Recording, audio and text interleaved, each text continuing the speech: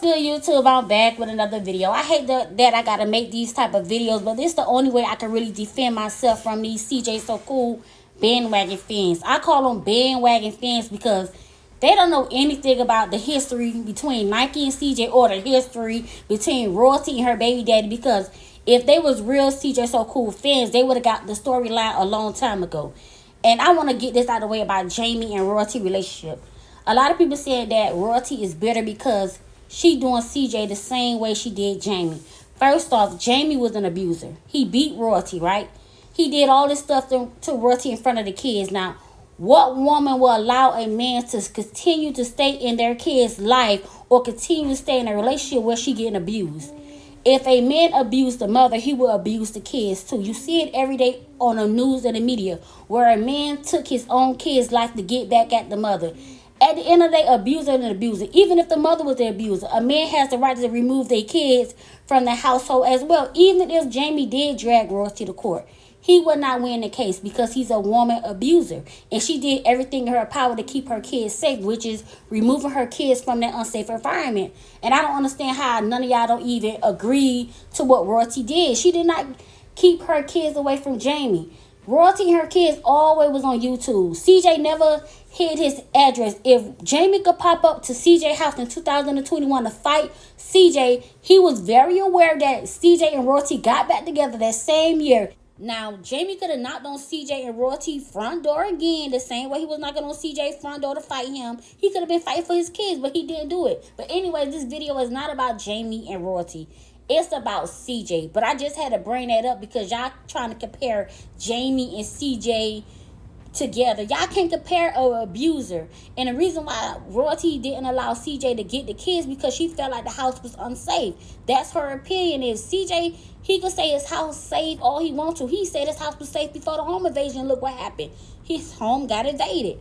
But I just want to talk about CJ behavior pattern and how the way he used women against each other, and how the way he used women to boost his ego and reputation in social media. Now, at the beginning of CJ and Royalty relationship, he was dogging Nike. He was dogging Nike the same way he dogging Royalty at the beginning of him and Lexi relationship. CJ has a bad behavior and pattern when it comes to him and his baby mothers. And the reason why I want to talk about this because Lexi thinks she in a safe zone.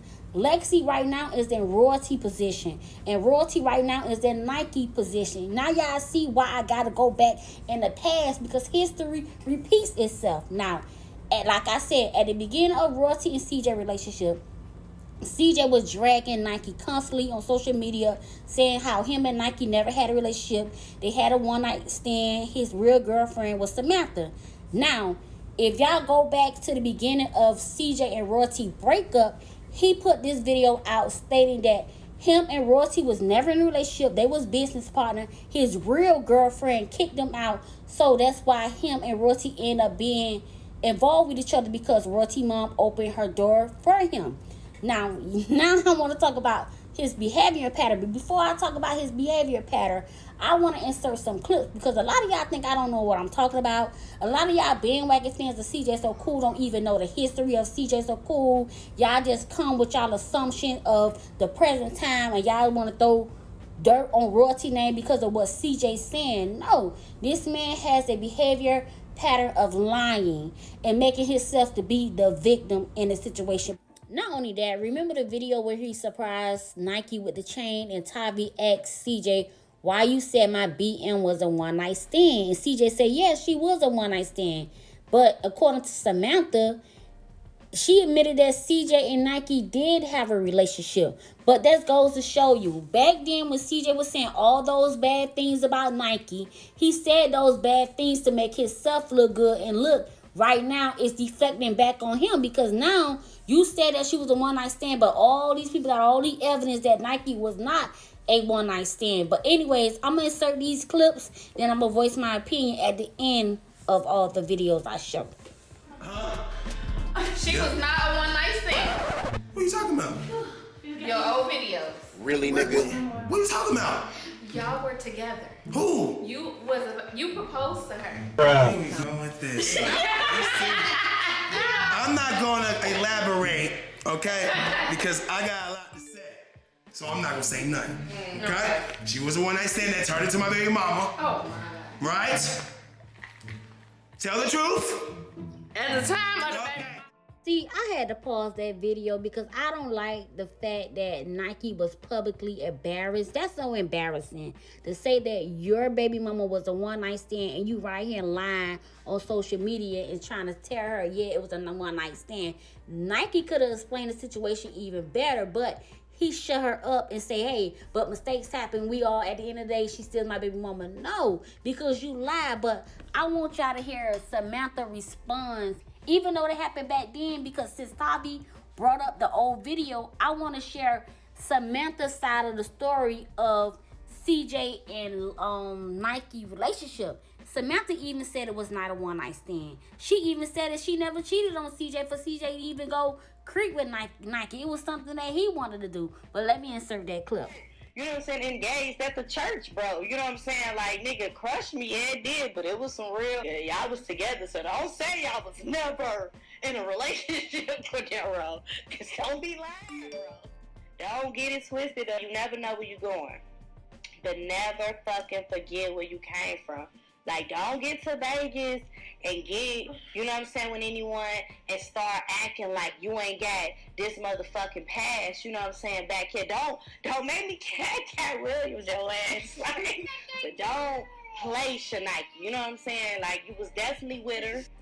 I don't know, I just feel like don't act extra, you know what I'm saying? Like, it's cool that you're famous. Like, you know, he illustrates, oh shit, I'm famous. And it's like, that's cool, you are. And it's cool that you famous, but like, don't be downplaying a motherfucker. You know what I'm saying? Like, that ain't cool either. Like, you know. Now, in the next clip, he's stating that him and Royalty was never in a relationship. They was really business partners.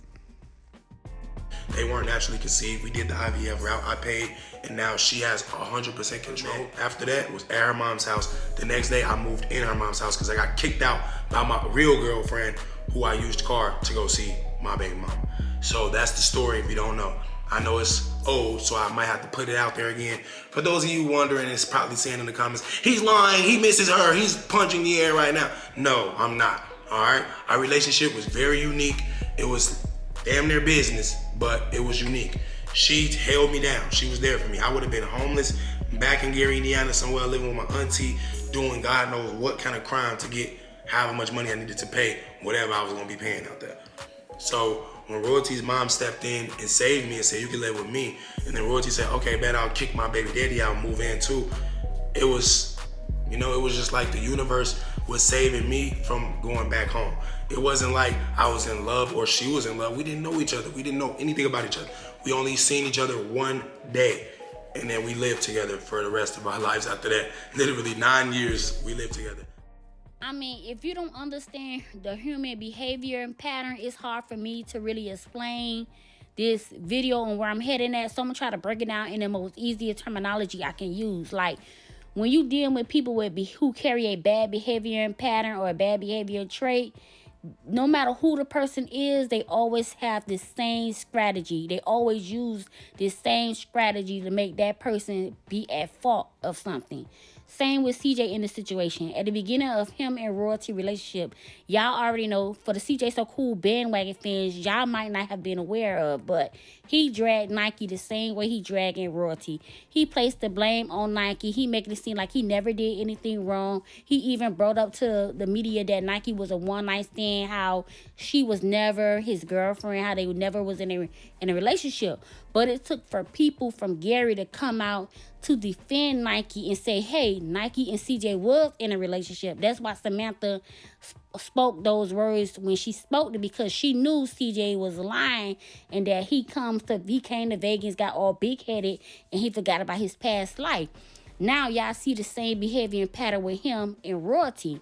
He dogging Royalty in the media. He placing all the blame on Royalty or why him and his family don't have a good relationship. He never took accountability of being at fault of why he goes through the things he go through. He even blamed Royalty of why him and Nike relationship failed, but that's not true, because CJ and Nike relationship failed before he even got into a relationship with Royalty. But Royalty don't need nobody to come to her defense when it comes to a relationship, because Anybody who been following CJ So Cool and Royalty from the past, y'all already know they had a relationship. But CJ put out in that video that him and Royalty was like considered business partner. He said they wasn't in love, they didn't know each other, and they met one day.